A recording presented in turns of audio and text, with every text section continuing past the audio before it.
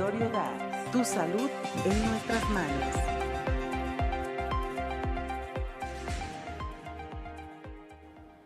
Consultorio DAX está abierto. Bienvenidos a este espacio informativo de la División Académica de Ciencias de la Salud, donde hablaremos temas interesantes relacionados al cuidado integral del ser humano, con especialistas invitados que estarán enriqueciendo este programa y resolviendo sus dudas que nos pueden hacer llegar a través de nuestro teléfono en el estudio. Estaremos transmitiendo por el canal 35.1 TV UJAT y por las redes sociales de TV UJAT en Facebook y YouTube. Soy el psicólogo Isaí Maldonado. Los invitamos a compartir con sus seres queridos, familiares y amigos esta transmisión, la cual les garantizo les va a encantar. Hoy hablaremos sobre las infecciones de las vías urinarias en la mujer con el doctor Javier Sánchez Hernández. Pero antes, veamos Legado UJAT. En esta ocasión nos acompaña Berenice López Zamora. Ella es una egresada muy brillante de la licenciatura en médico cirujano, quien nos compartirá su experiencia en investigación a través del servicio social. Bienvenida, Berenice. Muchas gracias. ¿Qué tal? ¿Cómo estás? Muy bien, gracias por haberme invitado a este programa. Bien, pues eres bienvenida. Y bueno, has sido una alumna, Berenice, muy activa en proyectos de investigación durante tu servicio social. ¿En cuántas investigaciones has trabajado? Cuéntanos. Bueno, hasta el momento he trabajado en 3 proyectos, principalmente por el tiempo en el que estamos pasando, en el área de infecciones respiratorias, específicamente en COVID-19, y también en enfermedades metabólicas y reumáticas, que es el área de investigación en el que he estado en este momento. Mencionas, tienes 3 investigaciones, ¿no? Sí. ¿Cuáles son los títulos de estas investigaciones o cómo se llaman? Ok, el primero es sobre COVID y la relación que hay con la inmunidad, o sea, cómo estuvieron los anticuerpos durante el proceso posterior a la infección. Sí. También la correlación que existe entre COVID-19 y los índices inflamatorios. Y el tercero es en el índice de adiposidad visceral en pacientes con esclerosis sistémica, esto relacionado a la composición corporal. Ya. ¿Cuál ha sido la más importante para ti de estas 3 y por qué? Ok, bueno, considero que los 3 han sido bastante importantes porque pues he trabajado activamente en ellos, pero en el que más he trabajado ha sido en el del índice de adiposidad visceral y composición corporal en los pacientes con esclerosis sistémica.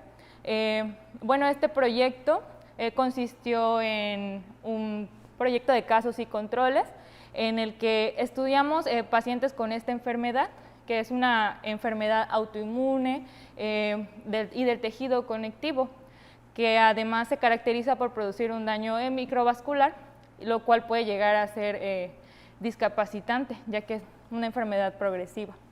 En este estudio evaluamos el índice de adiposidad visceral, el cual, bueno, es una propuesta, ¿sí? Cuando ya el índice de masa corporal ya no es suficiente para hacer las mediciones por antropometría nada más, el índice de adiposidad visceral puede estudiar el riesgo cardiovascular y también la disfunción del tejido adiposo. ¿Sí? ¿Cuáles han sido los resultados a los cuales has llegado con esta investigación?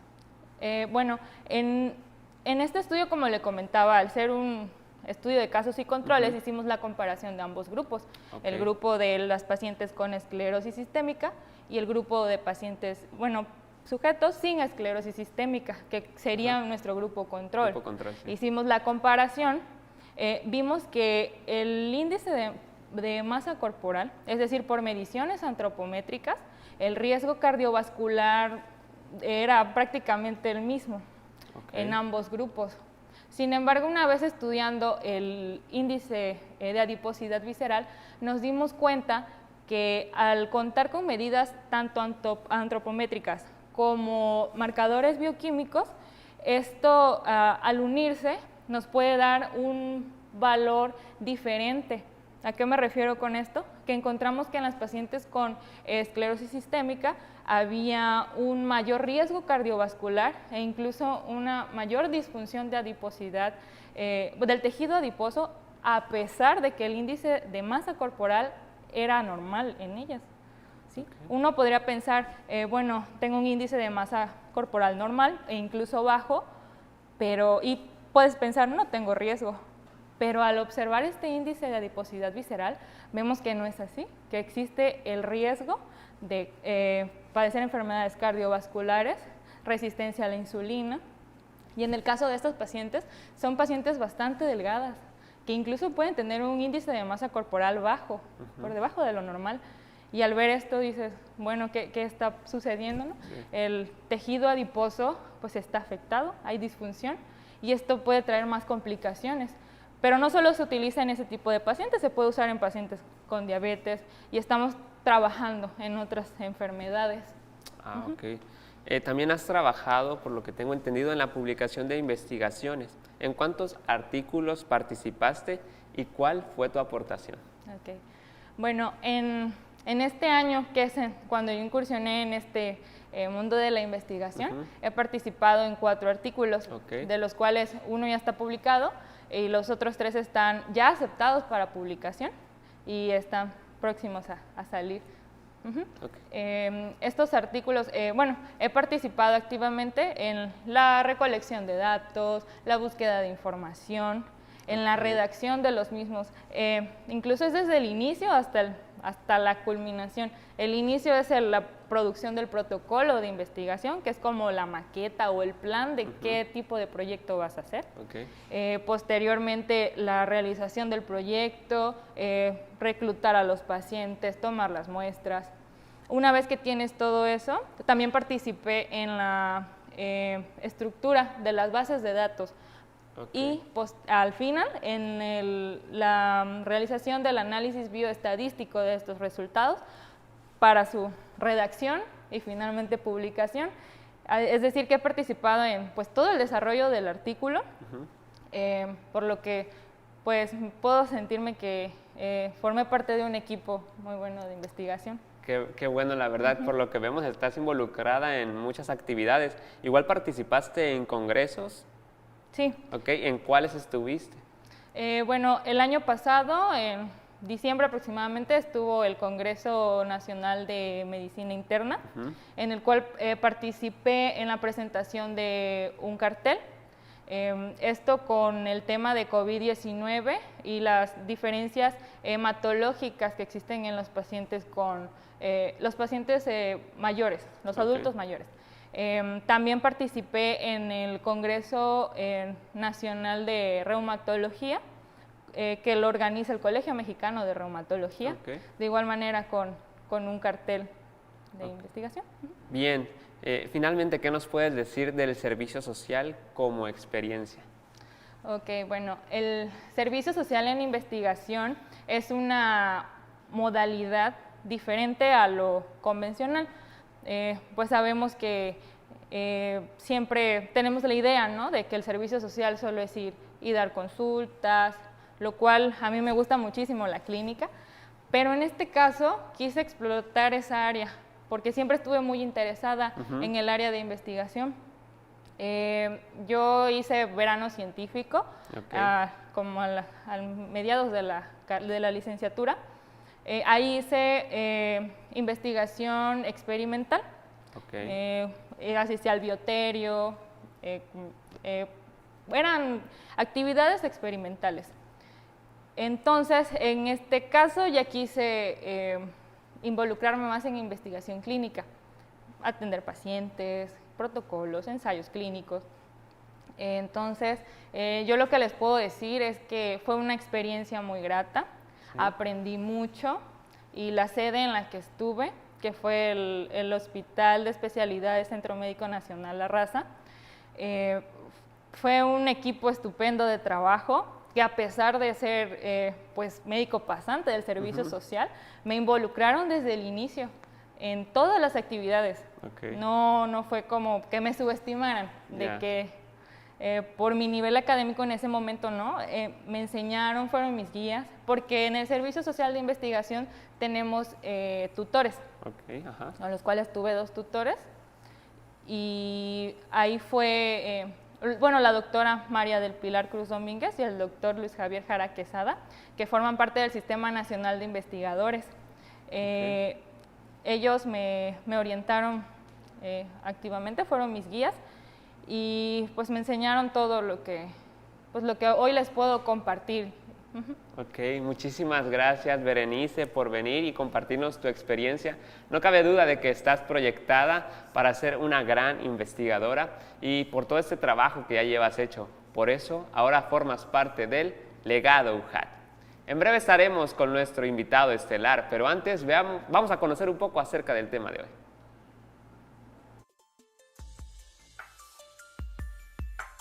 El aparato urinario es el sistema de drenaje del cuerpo para eliminar los desechos y el exceso de agua. Incluye 2 riñones, 2 uréteres, una vejiga y una uretra. Las infecciones de las vías urinarias se producen por la presencia de bacterias que se multiplican en el tracto urinario, aunque está preparado para impedir el ingreso de estos invasores microscópicos. Estas defensas a veces fallan. Pueden ocurrir en cualquier sitio de este sistema causando procesos inflamatorios.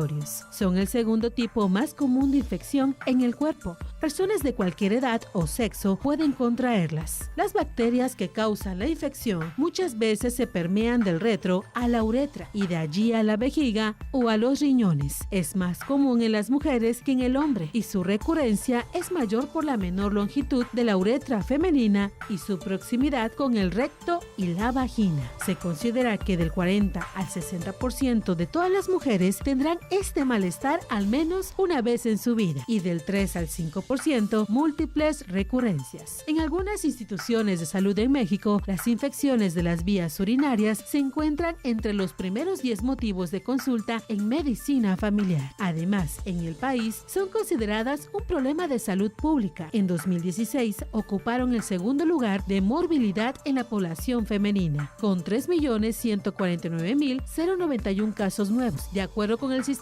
Único de Vigilancia Epidemiológica. Sin embargo, es un malestar que se puede prevenir con las medidas adecuadas para evitar que tengan consecuencias graves. Aprende todo lo que tienes que saber sobre este tema hoy. Es momento de hacer una pausa. Al regresar hablaremos sobre las infecciones de las vías urinarias en la mujer. No se vaya.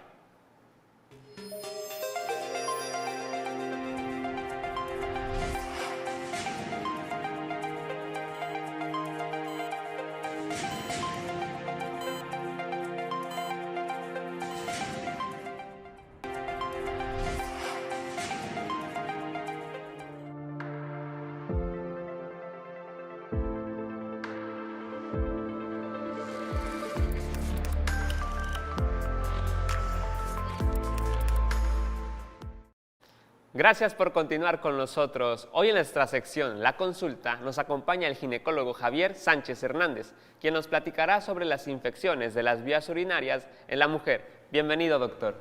¿Cómo estás, Isaí? Muy buenos días. Muy buenos días, ¿cómo está usted? Excelente de estar aquí en tu programa. Muchas gracias. Doctor, a diario hay alguien que tal vez está pasando por esto por primera vez y todavía no se da cuenta. ¿Cuáles son los síntomas más comunes en las infecciones de vías urinarias? Bueno, yo creo que es básico y es muy importante el que todo mundo conozca, ¿verdad? E interprete cuáles son estos síntomas, porque el tratarlos de manera adecuada y en sus inicios va a ser muy provechoso para la salud de la paciente. Este tipo de procesos infecciosos del tracto urinario habitualmente se manifiesta por varios síntomas, pero los más característicos pueden ser dolor, ¿sí? El dolor es característico. Alteraciones en la frecuencia urinaria, o sea, la paciente tiende a ir más veces al baño, ¿sí? Dificultad para orinar y puede presentarse urgencias. Muchas otras ocasiones podemos observar también un dolor discreto a nivel suprapúbico, ¿sí? Estas son las características más importantes, digamos, en los procesos no complicados, ¿sí? Cuando esto se empieza a complicar, empieza a haber fiebre, ¿sí? Cansancio, fatiga en la paciente y dolor en la parte lateral del abdomen, ¿sí? En las fosas renales principalmente. Eso es lo característico de este cuadro clínico. Ok, doctor, muchísimas gracias. ¿De qué manera los doctores diagnostican las infecciones de tracto urinario en las mujeres? Pues en ocasiones es sencillo y en ocasiones nos causa un gran dolor de cabeza, ¿sí? Hay este cuadro florido, ¿sí? Pues muchas veces no es así, ¿sí? Hay muchas pacientes que realmente no manifiestan ninguna sintomatología. Okay. Y son las pacientes que nosotros llamamos como bacteriuria asintomática, que son portadoras del problema, pero la paciente no manifiesta ninguna alteración. Y cuando es el cuadro florido, pues inmediatamente, ¿verdad?, nos damos cuenta de que hay un proceso infeccioso, lo cual podemos corroborar, ¿verdad?, con un uroanálisis o un urocultivo. Okay. ¿Sí? ¿Cuáles son los riesgos, doctor, de que alguna paciente no llegue a sentir los síntomas? Depende. Okay. ¿Sí? Hay muchos estudios, ¿verdad?, que de alguna manera ha habido seguimiento por meses y algún tiempo más, en donde estas pacientes sin síntomas, ¿verdad?, no causan ninguna alteración, ¿sí? La paciente se sigue comportando sin ningún síntoma. Hay otras pacientes que efectivamente, al no darse cuenta de manera inmediata, ¿verdad?, pues empieza a tener problemas mucho más serios, ¿verdad?, con ascenso de ese proceso infeccioso, ¿verdad?, que pueden alterar de alguna manera importante el riñón. ¿Sí? Entonces hay que estar muy pendientes de este tipo de pacientes. Ya. ¿Nos podría decir cuáles son las consecuencias a largo plazo de infecciones urinarias que no se tratan? Bueno, son dos principalmente y muy graves y muy delicadas. ¿Sí? Prácticamente un proceso infeccioso que se llama pielonefritis, ¿sí?, cuando está afectado el parenquima del riñón y la formación de abscesos a nivel renal. Y los procesos de urosepsis, cuando hay un proceso séptico, ¿verdad?, ya a nivel generalizado, que pone en peligro la vida de la paciente. Esas son las complicaciones más serias en este tipo de procesos infecciosos, los cuales no se han diagnosticado ni se han manejado de una manera adecuada. Okay. ¿Por qué otra razón se podría llegar hasta este punto, doctor, en el cual la enfermedad ha avanzado tanto? Ya nos comentó que o no se diagnostica o no se trata adecuadamente. ¿Habrá otra razón por la cual pueda llegarse a este grado en la enfermedad? Pues habitualmente yo creo que es la comunicación que tengamos con la paciente, la orientación que tenga la paciente para que acuda con nosotros, ¿verdad?, al momento de que empieza a tener este problema de sintomatología. Okay. ¿Nos podría comentar qué factores aumentan el riesgo de sufrir infecciones urinarias para que la población pueda evitar esto? Esto es muy importante, ¿sí?, porque hay pacientes, ¿verdad?, que tienen determinado riesgo, y lo cual también es necesario que difundamos y que ellos conozcan, pues, para que se acerquen a nosotros en determinado momento y hacer un diagnóstico de manera precoz. ¿Cuáles son estos factores de riesgo? Uno que es muy importante y lo vemos ahora ya muy frecuentemente, el inicio de su actividad sexual de manera temprana. Okay. ¿Sí? 2, de alguna otra manera está interrelacionado el problema genético. Cuando la madre ha tenido o es portadora de infecciones de manera recurrente, ¿verdad?, también se ha visto reflejado en la familia. Okay. ¿Sí? Entonces, es otro aspecto que hay que poner muy en cuenta. Los procesos infecciosos a nivel vulvoperineal. ¿Sí? Las infecciones de transmisión sexual de manera frecuente que no han sido tratadas de manera adecuada. Okay. Obviamente, y otro aspecto muy importante es el embarazo. ¿Sí? El embarazo, ¿verdad?, es una situación muy especial porque estas pacientes van a tener un riesgo mayor de tener procesos infecciosos. El tener múltiples parejas sexuales, ¿sí?, y el uso de espermicidas, ¿verdad?, como método de control de la natalidad. También se ha visto este tipo de procesos infecciosos y algunas otras situaciones que de alguna manera alteran el pH a nivel vaginal, lo cual produce la facilidad para la penetración de estos microorganismos. Okay. Prácticamente serían los más importantes. Los más frecuentes. Y yo creo que otro aspecto también muy importante es el no hacerse un aseo adecuado a nivel perineal, Okay. principalmente cuando se va al baño. ¿Sí? ¿Nos podría hablar un poco acerca de cómo es este aseo, doctor? Hemos visto procesos infecciosos frecuentes y continuos cuando el aseo de la región anal después de ir al baño no se lleva de manera adecuada. Habitualmente estamos acostumbrados a hacerlo de abajo hacia arriba y de arriba hacia abajo.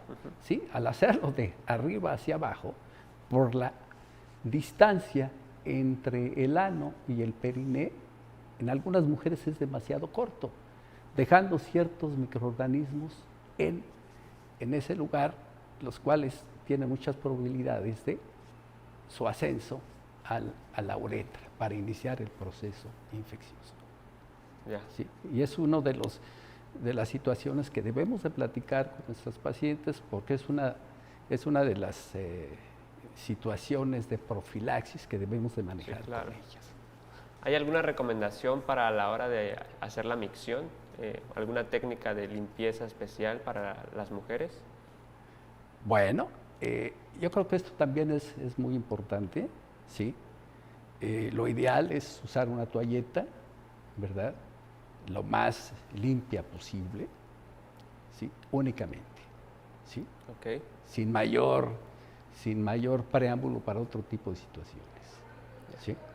El mantener siempre su región vulvoperineal seca y fresca. Ok. Doctor, pareciera algo obvio, pero ¿se puede tener relaciones sexuales cuando se padece de infección en las vías urinarias? Bueno, pues esta pregunta me parece muy interesante, ¿sí? Si una paciente, ¿verdad? Ya platicamos de la sintomatología, tiene ardor, tiene dolor, tiene alteraciones en la frecuencia urinaria, ¿sí? Y le invitan a tener actividad sexual, pues ¿qué va a suceder? ¿Verdad? Pues se va a incrementar este tipo de molestia. Claro. ¿Sí? Entonces, lo más viable pues es que no se tenga actividad sexual durante este tipo de situaciones, hasta que de alguna manera se dé el tratamiento para este tipo de proceso infeccioso. Entonces, no es adecuado. Sí, la abstinencia sería lo más adecuado en este caso. Mientras dure el tratamiento. Okay. ¿Sí? Sí. Y preguntas que pueden venir del público, por ejemplo, las toallas sanitarias, los tampones, ¿son factores que pueden contribuir a alguna infección? Hay ciertos factores de riesgo, ¿sí? Y se ha establecido, más que todo, hay un término dentro de las infecciones del tracto urinario, ¿sí? Que se llama recurrencias, las recurrencias. Okay. Entonces ahí, definitivamente, cuando una paciente ya tiene varios procesos infecciosos, ¿sí? Estas llamadas recurrencias, cuando tienen 2 procesos infecciosos en el lapso de 6 meses, Okay. o tiene 3 periodos infecciosos en el lapso de 1 año, pues hay que ver qué está sucediendo, qué está pasando. Entonces ahí lo adecuado es evitar los tapones y las toallas vaginales como un factor que pudiera predisponer este proceso infeccioso. Sí, también hay que tener mucho cuidado con eso. Sí.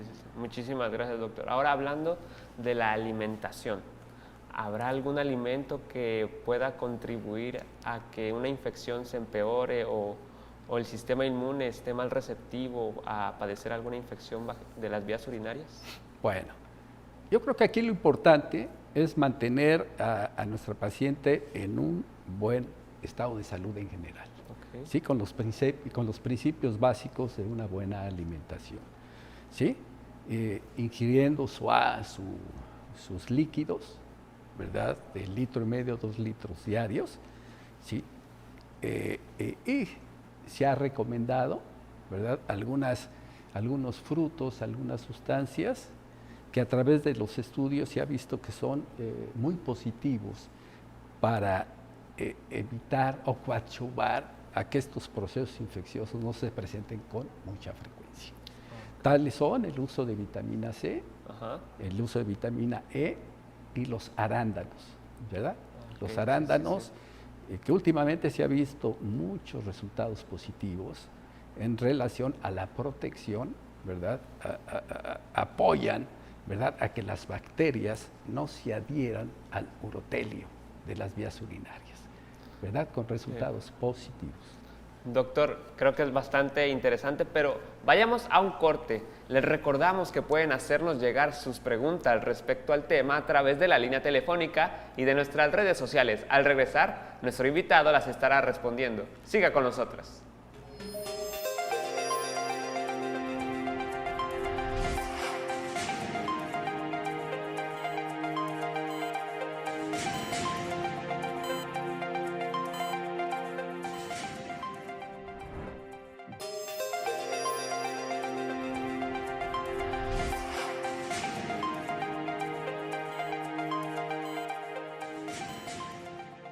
Estamos de vuelta en su programa Consultorio DAX. El día de hoy está con nosotros el ginecólogo Javier, que nos está ayudando y nos está orientando mucho acerca de las infecciones de las vías urinarias. Doctor, ¿habrá alguna bebida? Ya nos platicó en el primer bloque sobre la vitamina C, los arándanos, que nos pueden ayudar a prevenir todas estas enfermedades o padecimientos. ¿Habrá alguna bebida que nos pueda ayudar?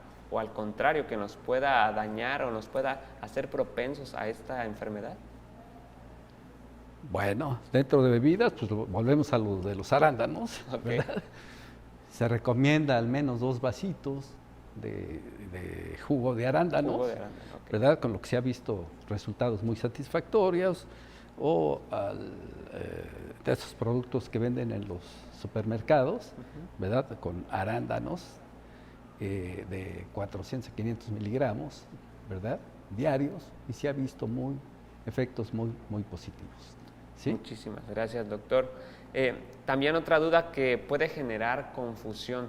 Si la paciente no presenta síntomas, pero el resultado de un cultivo de orina es positivo, ¿es necesario que tome antibióticos? Bueno, aquí también es una pregunta muy interesante, ¿sí? Hay ciertas pacientes que sí van a tener mucha importancia, ¿sí? O sea, las pacientes que no tienen ningún factor de riesgo, ¿sí?, y el cual por alguna situación se hizo un urocultivo y salió positivo, y la paciente se encuentra asintomática, ¿verdad?, habitualmente no le damos antibióticos. ¿Sí? Le haremos otro cultivo 8 o 15 días después y se presenta de la misma manera, la paciente asintomática, no hay ningún problema, pues no es necesario darle antibióticos. Ahorita vamos a platicar sobre los antibióticos, ¿verdad? Porque en este caso de las infecciones de orina, pues en ocasiones sus beneficios no han sido tan adecuados como quisiéramos que fuesen. ¿Sí? Entonces, en este tipo de pacientes podemos vigilarla de esa manera y cambiar sus hábitos dietéticos, ¿sí?, y manejar los factores de riesgo, ¿sí? Es una paciente que no tiene ningún factor de riesgo. Ahora, hay pacientes con factores de riesgo, ¿sí? En ellas, con un urocultivo positivo, principalmente en el embarazo, pacientes diabéticas, ¿sí?, pacientes con múltiples enfermedades de transmisión sexual, obviamente que debemos iniciar un tratamiento médico, ¿sí? Ahí es donde sí, no hay justificación y daremos un tratamiento adecuado, observando el urocultivo y un antibiograma para que nos diga específicamente qué antibiótico debemos usar en este tipo de paciente. ¿Sí? Sí. Utilizar el antibiótico inadecuado, ¿a qué podría llevar a la mujer? Hemos tenido muchos problemas, ¿sí? Las infecciones de vías urinarias, estamos acostumbradas a manejarlas de acuerdo a la sintomatología. Llega la paciente con nosotros, ¿verdad?, con la sintomatología urinaria ya referida, y empezamos a dar antibiótico. Recordemos que el antibiótico, debe de estar bien indicada, en la dosis adecuada, ¿sí? Y el antibiótico que necesita de acuerdo al germen preestablecido en esa paciente. Si no lo hacemos así, ¿qué va a suceder? Vamos a encontrar resistencia en la paciente, ¿sí? Va a crear resistencia a este tipo de antibióticos, como se ha visto ya a nivel universal. Ya hay resistencia a muchos de los antibióticos, principalmente las quinolonas, pues que veníamos usando de manera muy frecuentemente en ellos. Y ahora actualmente volvimos a usar ya algunos antisépticos urinarios, pues que habitualmente ya no usábamos, ¿sí? El otro aspecto muy importante es también hablar con nuestra paciente, orientarla, qué es el medicamento que va a tomar, cuáles son los efectos secundarios y por cuánto tiempo lo va a tomar. Claro. Porque ¿qué hacemos? ¿Qué es lo habitual? Lo habitual es que lo tomemos 1 o 2 días, ya no tengo síntomas y desaparece. No hay adherencia al tratamiento. ¿Sí? No hay adherencia al tratamiento y esto nos causa resistencia al mismo a través del tiempo. Por eso es muy importante, ¿verdad?, la indicación precisa del medicamento que vamos a dar a nuestras pacientes. Y bueno, yo no sé, pero si en estos casos existen las mujeres, a través de su experiencia, la automedicación. Ahora, este es otro aspecto también muy importante. ¿Sí? Hay pacientes pues que tienen infecciones urinarias de repetición, acuden con nosotros, le das el primer tratamiento. ¿Y qué sucede posteriormente? Vuelve a aparecer un cuadro similar y la paciente cree que tomando el mismo medicamento se va a sanar. Muchas veces puede ser real, pero otras muchas veces no tiene el efecto deseado. También es causa de la resistencia a los antibióticos. ¿Sí? Entonces hay que estar muy pendientes de esa situación que es muy importante. Doctor, hablando de las zonas rurales, por ejemplo, en las que alguna tía, alguna abuelita o incluso las madres preparan remedios caseros para combatir alguna infección de tipo de las vías urinarias o vaginal, ¿es adecuado? ¿Es funcional? ¿Qué nos puede decir de ello? Pues habitualmente, ¿verdad?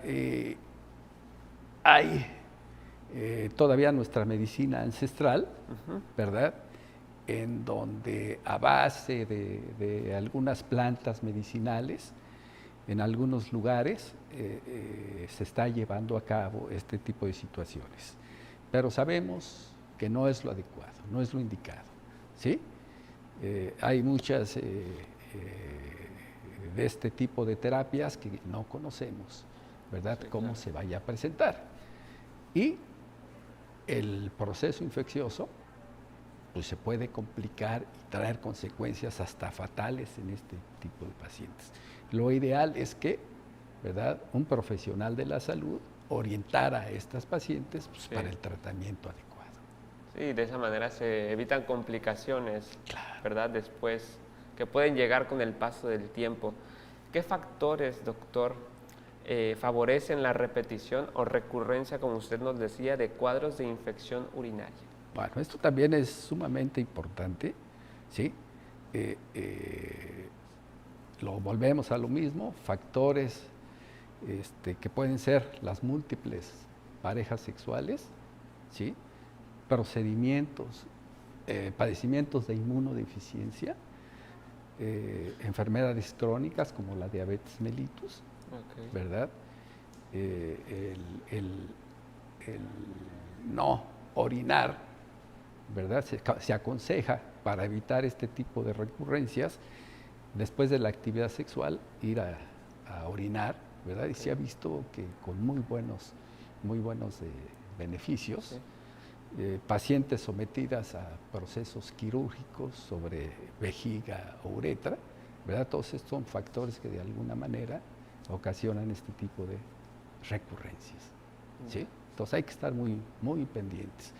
Recordemos que las recurrencias, ¿verdad?, se presentan casi hasta el 50% de las pacientes, ¿sí? En base a esto se ha creado medicación profiláctica. Medicación profiláctica que se puede extender de 6 hasta 12 años en las pacientes que cada año tienen 3 o más procesos infecciosos de sus vías urinarias, ¿sí? Entonces, primero, ¿qué es lo que debemos de hacer? Primero es tratar de quitar todos los factores de riesgo que tengan nuestras pacientes, tratar una buena hidratación, una buena alimentación, ¿verdad? Y en conjunto con el controlar los factores de riesgo, es como vamos a controlar a nuestra paciente con un buen estado de salud. Doctor, y algo que se escucha mucho en el público en general y que también es pregunta de ellos, ¿la ropa ajustada o ciertos tipos de telas contribuyen a que exista una infección? Bueno, nos puede ayudar, ¿sí? Aunque no hay estudios, ¿verdad?, a largo plazo, ¿verdad?, que nos indiquen que realmente nos puede ayudar. Pero sí, efectivamente, se dice que la ropa principalmente de algodón y de licra, ¿verdad?, y más, vamos a situarnos en el estado de Tabasco, donde tenemos una humedad de más del 90%, la mayoría del tiempo, pues ¿qué es lo que sucede? Un exceso de humedad, un exceso de sudoración, ¿verdad?, que de alguna otra manera va a alterar el pH vaginal, ¿sí?, y va en determinado momento a hacer que estos procesos infecciosos se presenten. Entonces se recomienda en este tipo de pacientes habitualmente que usen una ropita interior de algodón, ¿verdad? Y esto de alguna manera nos va a coadyuvar este tipo de procesos infecciosos. Muchas gracias, doctor. Para ir cerrando, ¿cómo afectan las infecciones urinarias en el embarazo? Qué bueno, esta pregunta es sensacional y es muy, muy importante, ¿sí? Y debemos de platicarlo con nuestras pacientes embarazadas. Primero, la paciente embarazada tiene ciertas características especiales, ¿sí?, derivado de todos los cambios fisiológicos que se llevan en el embarazo. Va a haber alteraciones a nivel renal, alteraciones a nivel del uretero, alteraciones a nivel vesical, va a haber dilatación de los ureteros, va a haber determinado reflujo, ¿verdad?, uretrovesical, y son propensas a que tengan estos procesos infecciosos mucho más frecuentemente. Si no tratamos de manera adecuada o no prevenimos este tipo de situaciones, la repercusión va a ser en el embarazo. ¿Qué puede suceder en el embarazo? Habitualmente se incrementa amenazas de abortos o abortos, amenazas de parto pretérmino, ruptura prematura de membranas, restricción en el crecimiento intrauterino, ¿sí? Que son situaciones muy severas durante el embarazo, ¿verdad? Entonces aquí lo ideal es que se recomienda, ¿verdad?, que todos nuestros pacientes al inicio del embarazo, si hay algún factor de riesgo, ¿verdad?, lo complementemos con un urocultivo. ¿Sí? Doctor, la verdad agradecemos el tiempo que nos ha dado de estar aquí. Creemos que su participación ha sido bastante buena, ha sido de mucha utilidad para la población en general. Y bueno, esto fue la consulta. Vamos a una pausa y regresamos con más. No le cambies.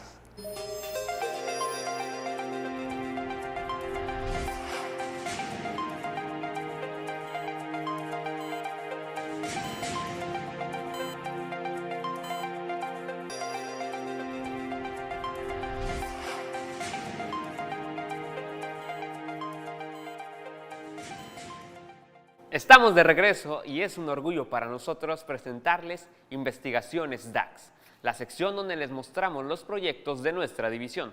En esta ocasión hablaremos del proyecto de la doctora Gloria Elena Sánchez Rodríguez, titulado Salud y Bienestar en el imaginario de los prestadores de servicios de salud en Tabasco. Este trabajo trata acerca de lo que sienten, piensan o perciben los prestadores de servicios de salud en el estado de Tabasco, acerca de los conceptos de salud y bienestar. Para ello se realizó un estudio de corte transversal descriptivo de carácter observacional, donde la muestra estuvo conformada por personal médico, de enfermería, psicología, trabajo social y auxiliares de estudios de gabinete, de imagen y laboratorio, con quienes se buscaron los resultados mediante muestreo no probabilístico de conveniencia a través de una encuesta. Los objetivos que se trazaron para esta investigación fueron 4.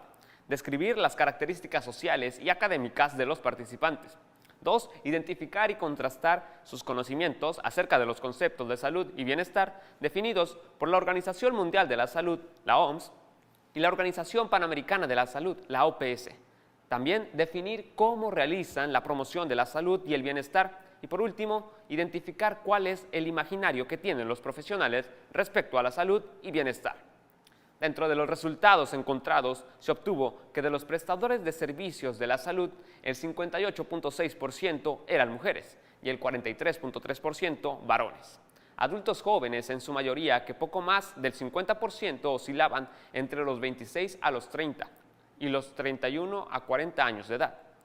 En cuanto al nivel de estudio, el 40.6% del total cuentan con grado de licenciatura y 20% con especialidad. Sobre dónde laboran, el 64.6% trabaja en el sector público, 15.3% en el privado y el 20% restante en ambos. La mayor relevancia de los resultados la tuvo el tiempo de ejercicio profesional, pues el 32.6% lleva menos de 5 años y el 24.6% más de 20 años respectivamente. Además, 54.6% labora de manera asistencial y 22.26% en docencia. De los conocimientos sobre los conceptos de salud y bienestar establecidos por la OMS y la OPS, la gran mayoría creía entenderlos correctamente, pero al contrastar lo que ellos pensaban con lo establecido, fue notable el déficit. Sin embargo, el grupo perteneciente a los prestadores con más de 20 años de ejercicio profesional fueron quienes respondieron más correctamente. Aparte de esclarecer la diferencia entre salud y bienestar, hubo un bajo porcentaje que pensaba que salud y bienestar eran lo mismo, sobresaliendo quienes dijeron que uno incluye al otro. La mayoría señaló que también se deben segmentar a la población, es decir, establecer grupos de riesgo para realizar acciones que promuevan el bienestar y que entre dichas actividades predomina la educación para la salud, acciones específicas de acuerdo con las necesidades del usuario y el fomento de actividades o estilos de vida saludables. Además, más de la mitad consideró igualmente que los médicos deben ser pioneros en promoción de la salud, seguidos del personal de enfermería. También, entrando en materia de los imaginarios de los profesionales de la salud, percibieron que la población llama salud o estado saludable al hecho de encontrarse bien físicamente o a la simple ausencia de malestar, mientras que al bienestar lo reconocen psicológica y económicamente, o como un estado de plenitud o satisfacción. En cuanto al impacto de la investigación, se pudo contrastar los conocimientos de los profesionales de la salud y su aplicación en su día a día, además de conocer la percepción de los prestadores sobre la población en cuanto a la salud y el bienestar. Esto nos hace darnos cuenta que como profesionales de la salud tenemos que refrendar nuestro compromiso con la sociedad, priorizando como meta la prevención antes que la curación de enfermedades, pero que se sigue cayendo en la praxis centrada en la patología. Quizá olvidando que en realidad es más costoso controlar enfermedades que prevenirlas, y para ello el conocimiento del personal de salud, al igual que el de otras áreas, debe mantenerse en constante actualización con el objetivo y finalidad de brindar siempre una atención de calidad. Esto fue Investigaciones DAX. Y muy relacionado a lo que hemos platicado en este programa, ahora aprendamos cuáles son los cuidados para evitar las infecciones urinarias. Esto es Educación Saludable.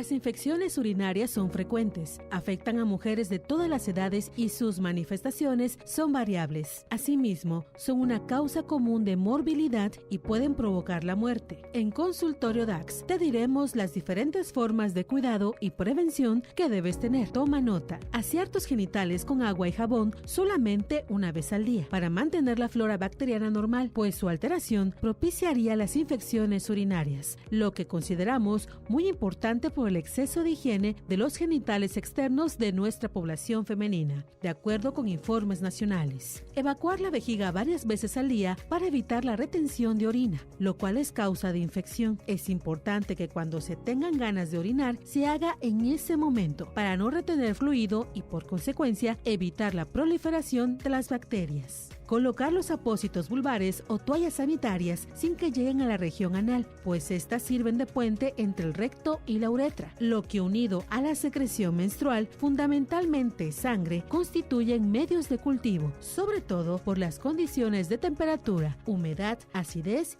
y otras. Realizar el baño en regadera en lugar de bañera o tina, para evitar que las bacterias penetren en la uretra. Evitar los baños largos, ya que se asocian a un alto riesgo de infección debido a la posibilidad de que las bacterias del área anal se trasladen en el agua hacia la uretra. Orinar inmediatamente después de las relaciones sexuales para arrastrar los posibles microorganismos que se encuentran en la uretra. Tener relaciones sexuales anales seguido de penetración vaginal constituye un factor de alto riesgo. Utilizar cremas lubricantes durante las relaciones sexuales. La irritación vaginal poscoital es una causa muy frecuente de infección en la vejiga. El uso de lubricantes es una forma eficaz de evitar el roce y, por lo tanto, posibles infecciones. Limpiar la región anal después de defecar de delante hacia detrás para reducir las concentraciones de patógenos en el introito o cavidad vaginal y que por vecindad pasen a la uretra. Ingerir abundantes líquidos para promover el flujo sanguíneo renal y lavar las bacterias por la orina. Secar los genitales externos solamente después de las relaciones sexuales, dada la acción bacteriana del semen. Mantener en la dieta el consumo de alimentos ricos en fibras para evitar el estreñimiento. Usar ropa interior de algodón y evitar que sea ajustada. Esto ayudará a mantener la zona genital seca. Consumir alimentos ricos en proantocianidinas, también conocidos como taninos condensados, minimizan e inhiben la actividad de la bacteria Escherichia coli o E. coli, responsable de la mayor parte de las infecciones urinarias de repetición, como la cistitis. Puedes encontrarlos en los arándanos, cacahuates, aguacates, ciruelas, canela y curry. Una alimentación equilibrada, descanso nocturno suficiente y ejercicio diario es de gran ayuda. Y por último, en la etapa de la menstruación, asegúrate de cambiar con frecuencia la toalla higiénica para evitar el ascenso de bacterias. Después de ver esta información, ahora ya sabes qué hacer para evitar una infección en tu zona íntima. Existen cosas que, por muy comunes que lleguen a ser, no dejan de significar un riesgo para la salud. Hablemos de hábitos que dañan. Las infecciones de las vías urinarias pueden ser muy molestas. No siempre se producen por las mismas causas. La mayoría de las veces ocurre como consecuencia de prácticas que pueden afectar tu salud, aunque creas que son beneficiosas. Conocer cuáles son y evitarlas te puede ayudar a prevenir este padecimiento, por lo que te mencionamos 7 hábitos en los que debes poner atención y dejar de hacer. Número 1. Uso de desodorantes, perfumes y talcos. Estos productos, en lugar de ayudar, dañan la flora bacteriana de la zona, desajustan tu pH y facilita la proliferación de bacterias. Número 2. Duchas vaginales. Esta práctica es diferente a lavar la parte externa de tu vagina durante el baño. Enjuagar la parte externa con agua tibia no produce daños en la misma. Sin embargo, la ducha vaginal puede causar diferentes problemas de tu salud. No son aconsejables porque una entrada directa de agua en la zona no implica una mejor limpieza. En cambio, podría modificar el pH de las paredes vaginales, lo que facilitaría la proliferación de bacterias. Una vagina saludable tiene bacterias benignas y nocivas. El equilibrio de las bacterias ayuda a mantener un ambiente ácido. Esto protege a la vagina de infecciones e irritaciones. Número 3. Mal uso de protectores íntimos. Limitan la transpiración de la piel y usarlos por más de 8 a 12 horas favorecen la humedad en la zona. Número 4. Beber café o alcohol en exceso. Las bebidas oscuras son diuréticos, es decir, ayudan a producir más orina de lo habitual, lo cual habría que desechar pronto. Además, el alcohol irrita la vejiga y tiende a cambiar el balance de bacterias dentro de la uretra. Número 5. Usar ropa mojada por tiempo prolongado. Los hongos y las bacterias proliferan cuando se dan de 3 condiciones: humedad, calor y falta de oxígeno.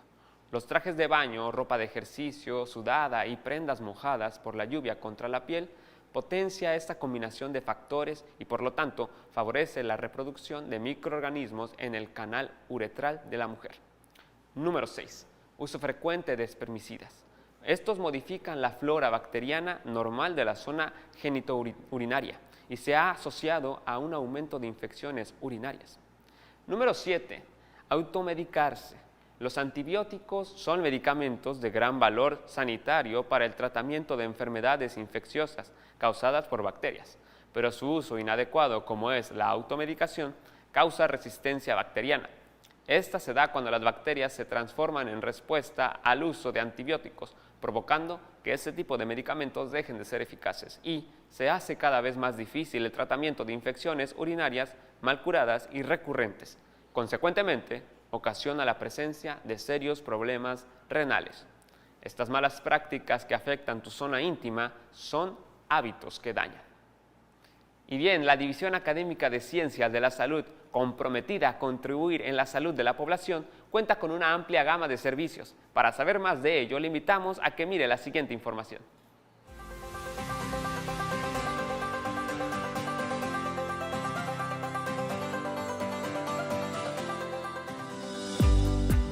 La División Académica de Ciencias de la Salud ofrece los siguientes servicios para la comunidad universitaria y público en general. El Laboratorio de Análisis Clínicos ofrece todo tipo de estudios, desde los más básicos hasta los más especializados como biometría hemática, química sanguínea, perfil de lípidos, examen general de orina y hasta el de la detección de COVID-19. También cuenta con servicios de radiografías digital e impresa, check-ups de anemia, entre muchos otros. El Centro de Psicología Aplicada brinda servicios de alta calidad, tales como consulta psicológica a niños, adolescentes y adultos, evaluación psicológica, evaluación a pacientes en crisis, elaboración de pruebas psicológicas, estudio vocacional, talleres, capacitación, atención a niños y adolescentes con trastornos de aprendizaje, entre otros. Las clínicas odontológicas cuentan con una amplia gama de opciones con el propósito de brindar soluciones adecuadas y específicas para pacientes menores y adultos, ofreciendo consulta, limpieza dental, amalgama normal, aplicación de flúor, cirugía menor y de tercer molar, prótesis, endodoncias, exodoncias, resinas, radiografía infantil, entre otros servicios. Hemos llegado al término de esta emisión. No olviden seguirnos a través de las redes sociales de TV UJAT. En nombre de todo el equipo de producción y de quienes hacen posible esta transmisión, les queremos dar las gracias por acompañarnos esta hora. Nos vemos el próximo programa por este canal. Se despide de ustedes Isaí Maldonado y recuerden, Consultorio DAX, tu salud en nuestras manos. Hasta la próxima.